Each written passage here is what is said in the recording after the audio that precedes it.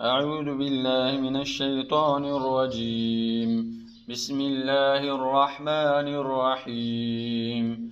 سبح لله ما في السماوات وما في الأرض وهو العزيز الحكيم. يا أيها الذين آمنوا لم تقولون ما لا تفعلون كبر مقتا عند الله أن تقولوا ما لا تفعلون إن الله يحب الذين يقاتلون في سبيله صفا كأنهم بنيان مرصوص. وإذ قال موسى لقومه يا قوم لم تؤذونني وقد تعلمون أني رسول الله إليكم فلما زاغوا أزاغ الله قلوبهم والله لا يهدي القوم الفاسقين. وإذ قال عيسى ابن مريم يا بني إسرائيل إني رسول الله إليكم مصدقا لما بين يدي من التوراة ومبشرا برسول يأتي من بعد اسمه أحمد. فلما جاءهم بالبينات قالوا هذا سحر مبين.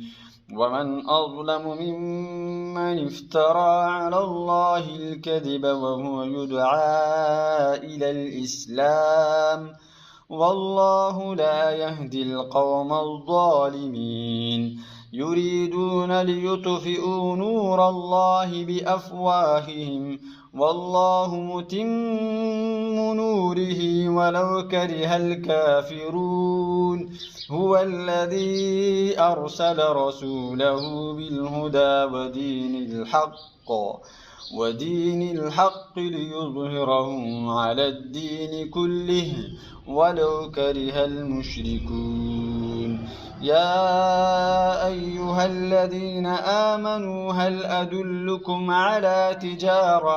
على تجارة تنجيكم من عذاب أليم تؤمنون بالله ورسوله وتجاهدون في سبيل الله بأموالكم وأنفسكم ذلكم خير لكم إن كنتم تعلمون. يغفر لكم ذنوبكم ويدخلكم جنات تجري من تحتها الأنهار ومساكن طيبة في جنات عدن ذلك الفوز العظيم. وأخرى تحبونها نصر من الله وفتح قريب وبشر المؤمنين. يا أيها الذين آمنوا كونوا أنصار الله كما قال عيسى